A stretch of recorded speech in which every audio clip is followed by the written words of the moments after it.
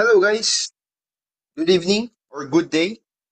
Welcome to another lecture on agricultural economics, and for today we will be tackling one of the most fundamental concepts in international economics, which is balance of payment. But before we continue, please do hit subscribe to this channel and click the notification bell para lagi kayong updated sa mga bagong videos ko about agriculture. So let's start off with defining ano ba ang balance of payment.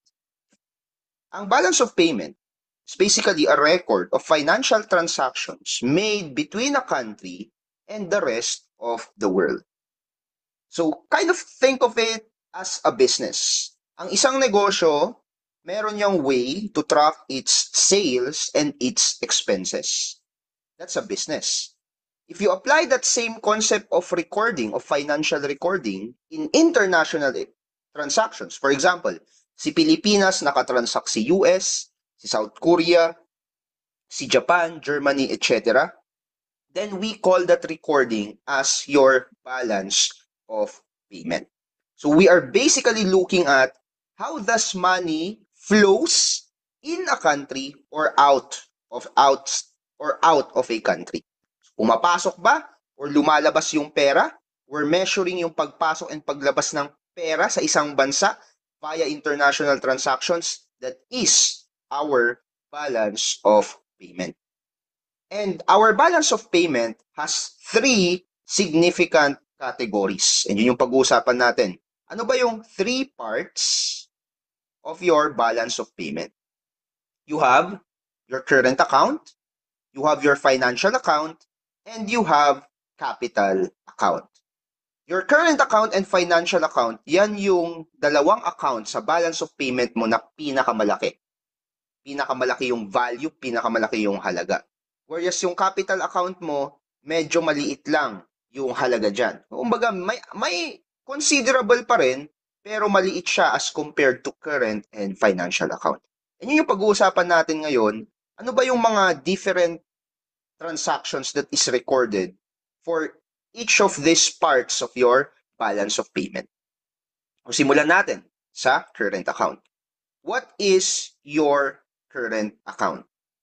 Now, your current account, ang nire-record niyan, mga short-term financial transfers. With the word current, ibig sabihin, mabilisan yung paglipat ng value or mabilisan yung paglipat ng pera. Ano yung mga example niyan? First, we have trade in goods and trade in services. So, export and import ay kasama sa current account.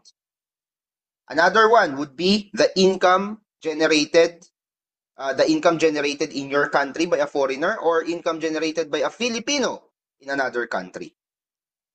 And at the same time, transfers katulad ng mga foreign aids natin.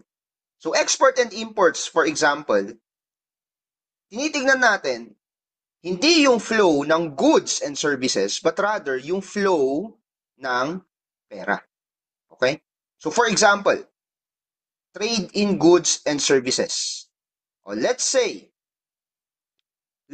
tayo ay nag-export ng saging sa Japan. So kapag nag-export ka ng saging sa Japan, binenta mo yung saging sa Japan, tama?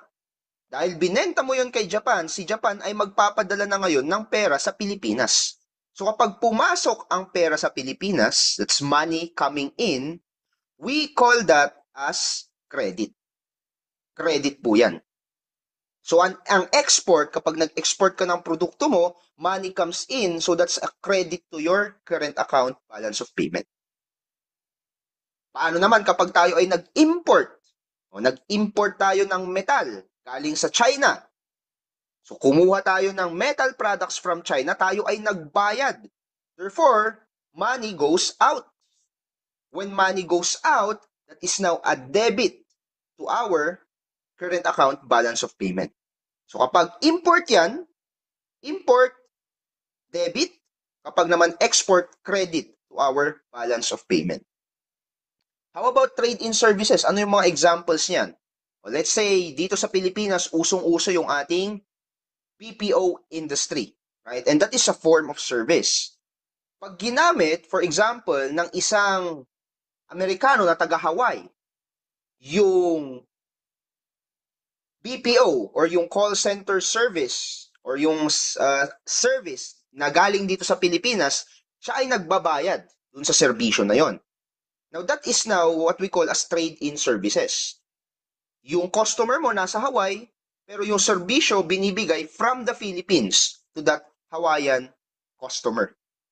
So, if money is coming in due to that service, money is coming in dito sa Pilipinas kasi nga ginamit nung foreigner yung serbisyo nung BPO call center agent, then that's credit because money comes in the Philippines. Pero let's say ikaw, may gusto kang bilhin sa US and may kinontak ka doon na agency para mabili yung produkto na yon. So you use the service in America instead of in the Philippines.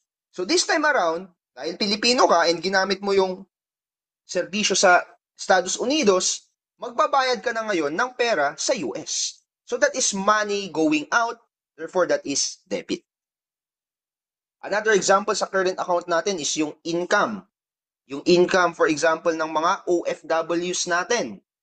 Yung mga nag-a-abroad, papunta sa iba't ibang mga bansa at nagpapadala ng pera dito sa Pilipinas, yan po ay credit. That's money coming in. Whereas kapag naman may foreigner dito na nagnegosyo or nagtrabaho dito sa Pilipinas as an expat, let's say, at nagpadala siya ng kanyang income doon sa kanyang bansa, that's money going out, then that is debit to the current account balance of payment. How about transfers? Isang example dyan is yung mga foreign aids. Si US, for example, laging namimigay yan ng pondo sa iba't ibang mga developing countries through its USAID program. Kapag nagpadala siya ng pera sa Pilipinas worth $100 million, for example, para pagpatayo natin dito ng ating mga infrastructures, yun ay debit sa balance of payment current account ni US, pero magiging credit sa balance of payment current account ni Pilipinas. So yun lang yung ibig sabihin ng credit and debit dyan. Again, ang tinitignan natin dyan ay hindi yung produkto. We're not looking at the product, we're not looking at the good or services. We are looking at the flow of money. Is the money coming in? If the money is coming in, then that's a credit to our balance of payment. If the money is going out, then that's a debit to our balance of payment. And because of this nature na mayroon kang credit and debit, kapag syempre mas mataas yung credit mo, in terms of your current account BOP, nagkakaroon ka ng tinatawag na current account surplus. Current account surplus or BOP surplus.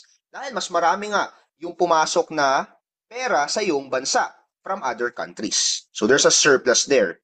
Kapag naman mas marami yung pera na inilabas mo papunta sa ibang bansa, then meron kang tinatawag na BOP, current account deficit. Or simply, we can call it as a balance of payment deficit. So yan po yung first category natin, current account. It reflects short-term financial transfers katulad ng transfer of goods and services, income, and transfers like our foreign aids. Now, puntahan naman natin, before tayo dumako dun sa isang largest portion na financial account, unahin ko muna i-discuss sa inyo yung ating capital account. Yung capital account mo, sabi ko nga, ito yung pinaka maliit na value sa yung balance of payment. So, hindi ganun kalaki as compared to our financial account and current account. And basically, sa capital account, kina-capture mo dito or nire-record mo, you're recording the transactions related to acquisition or pampagbili and pagbenta ng mga assets. Okay? Non-financial assets to be exact. So for example, debt forgiveness. Kung ang Pilipinas may utang na $50 million kay US, at sabi ni US, pinapatawad ko na yung utang mo, that is now recorded to our capital account as debt forgiveness. So sanang credit dyan. Dahil tayo yung umutang at pinatawad ni US yung utang natin, mawawalan na tayo ng liability. So that's a credit to our capital account if US forgives our debt. At the same time, yung pagpapatawad ni US sa utang natin, yun na ngayon ay magiging debit sa balance of payment capital account ni US kasi kawalan yun sa kanila. Instead na babayaran natin, hindi na, so nawala na ngayon yung pera na yun, so therefore debit yun sa kanilang capital account. O, sales of tangible assets. For example, tayo dito sa Pilipinas, bumili tayo ng isang factory sa Indonesia. So that's a tangible asset, the factory. Dahil binili natin yon, we've paid Indonesia a particular amount of money, therefore lumabas yung pera. Then that is now a debit to our capital account. Dahil pumasok yung pera sa Indonesia, credit naman yon sa kanilang capital account in terms of selling of tangible assets. How about ito, sales of intangible asset? Kunwari, artist ka dito sa Pilipinas at gumawa ka ng isang kanta na sumikat sa buong mundo. May isang movie sa US na gustong gamitin yung kanta mo. So, yung kanta mo na yon, that is copyrighted, that is an intangible asset. So, makakakuha ka ng royalty doon. So, provide mo, binigay mo sa kanila yung kanta mo in exchange for a royalty. So, every now and then na ginagamit nila yung kanta mo doon sa movie nila, binabayaran kanila ng royalty, pumapasok yung pera dito sa Pilipinas. Now, that is now a credit to your capital account. Dahil pumasok yung pera dito sa Pilipinas. Sa US naman, dahil nagbabayad sila sa'yo, lumalabas yung pera sa US, yan na ay debit sa capital account ni US. Okay. Ang partner lagi, by the way, ni capital account is si financial account. And according to our balance of payment, dapat nagbabalanse yung current account sa capital account and financial account. Ibig sabihin yan, your current account is equal to financial account plus capital account. So, dapat balance daw. Yan, kaya nga siya tinawag na balance of payment. Later on, we'll expand on that so that we can better understand kung ano ba yung ibig sabihin na dapat balance itong tatlong to.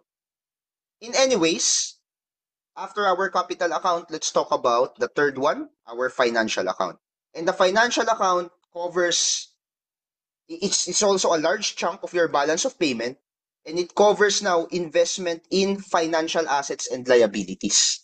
So, ang binibenta na po dyan, mga financial assets, katulad ng portfolio investment, like stocks and bonds. Okay, stocks, bonds. Foreign direct investments, yung mga direct investments na galing sa iba't ibang mga bansa. And reserve assets. Reserve assets, particularly mga gold reserves and foreign exchange reserves. So yan na yung mga, let's say quote-unquote, mga produkto na pinagpapalitan sa iyong financial account. So let's say you're a Filipino and mahilig ka sa trading, mahilig ka sa trading and investment, nakita mo napakaganda ng corporate stocks sa US. So sa Filipino investor, nag-invest ka na ngayon ng pera mo sa US. So that's part of your portfolio investment. Saan pumasok yung pera? Dahil binili mo kay US yung stock, ang pera papasok, papunta kay US. So yun ay credit kay US. Dahil lumabas sa Pilipinas, yan na ngayon ay magiging debit sa Pilipinas. Okay? So same principle with that debit and credit, tinitignan lang natin saan pumasok yung pera, that's credit. Saan lumabas, that's debit. O let's say may mga South Korean investors, nakita nila maganda ang ekonomiya ng Pilipinas. So, sabi nila, dahil maganda ang economy ng Pilipinas, mag-i-invest ako sa Pilipinas. That is foreign direct investment. Pag mag-i-invest sila ng Pilipinas, magpapadala ngayon nitong mga South Korean investors mo ng pera sa Pilipinas. Therefore, that will now be credit sa ating financial account balance of payment. And syempre, dahil lumabas yung pera sa South Korea, yun ay debit naman sa kanilang foreign direct investment. O reserve assets.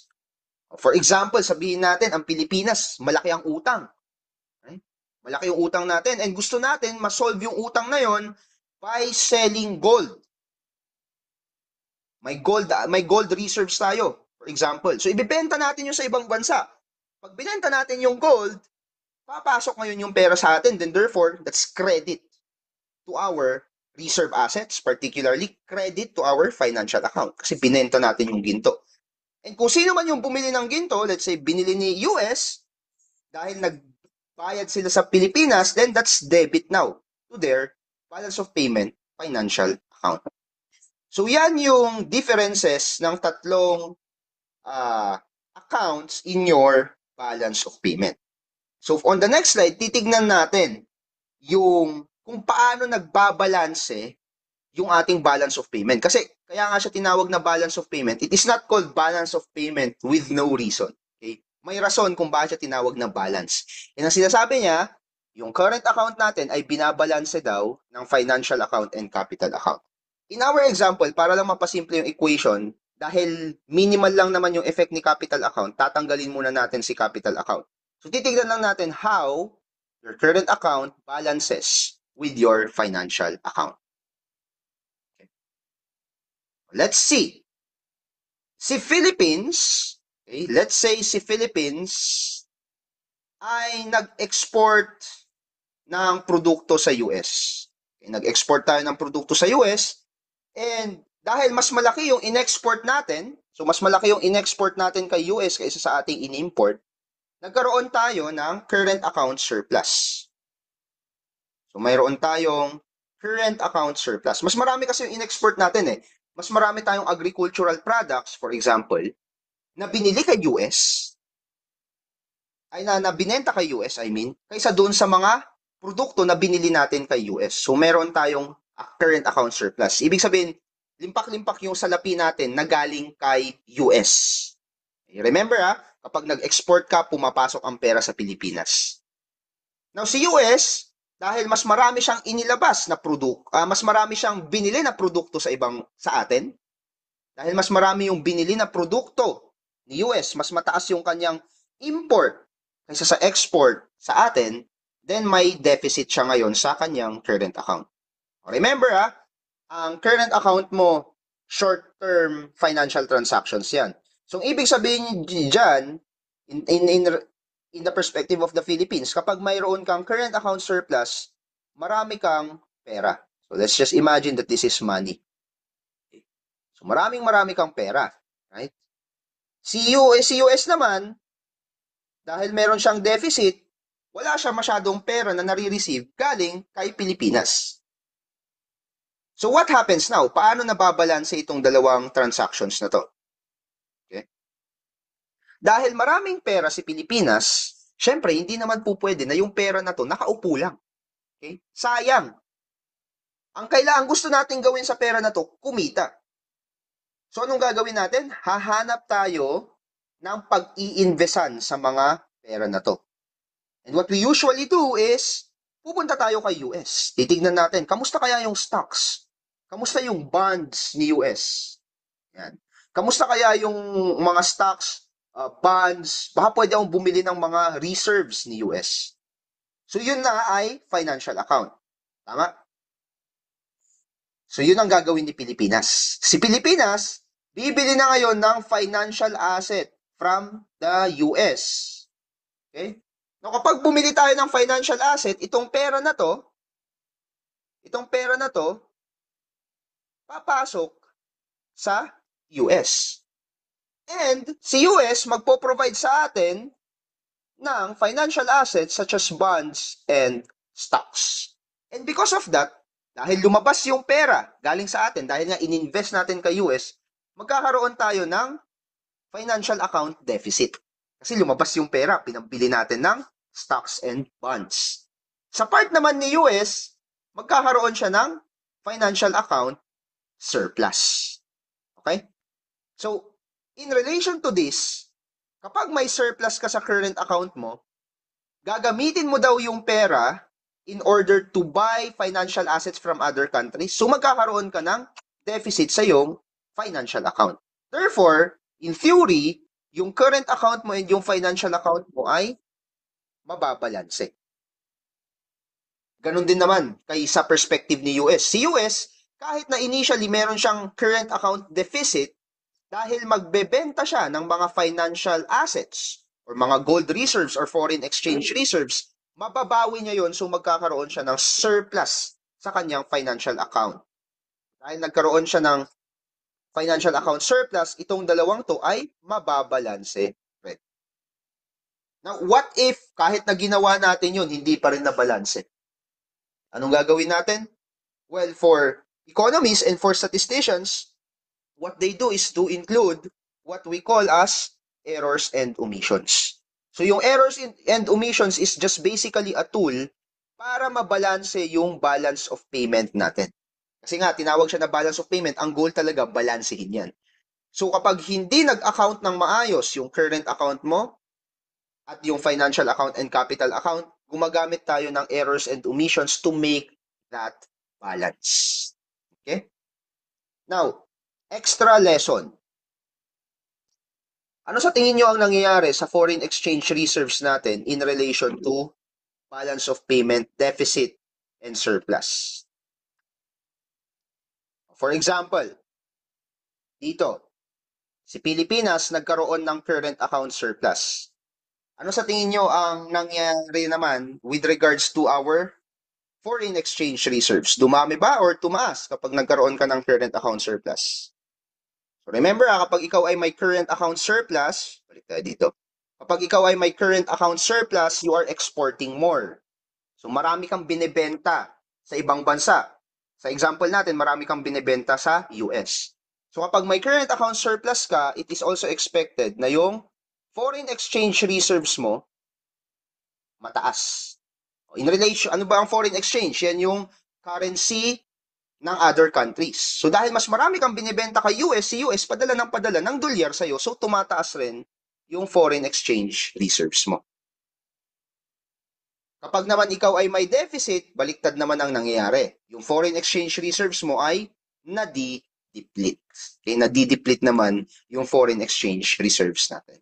So that is how we can also relate balance of payment to foreign exchange reserves. I would be creating another video to explain to you in depth kung ano yung nangyayari sa foreign exchange natin in relation to balance of payment, particularly doon sa value ng currency natin. So yun yung next na pag-uusapan natin. Titignan natin paano nagbabago yung value and ano ba yung mga different practices like devaluation and appreciation of money that is used to solve balance of payment deficits or balance of payment problems. Maraming salamat sa pakikinig. I hope this video help you in understanding balance of payment, the three accounts in your balance of payment, and how does the balance of payment balances itself. Thank you so much and have a great day.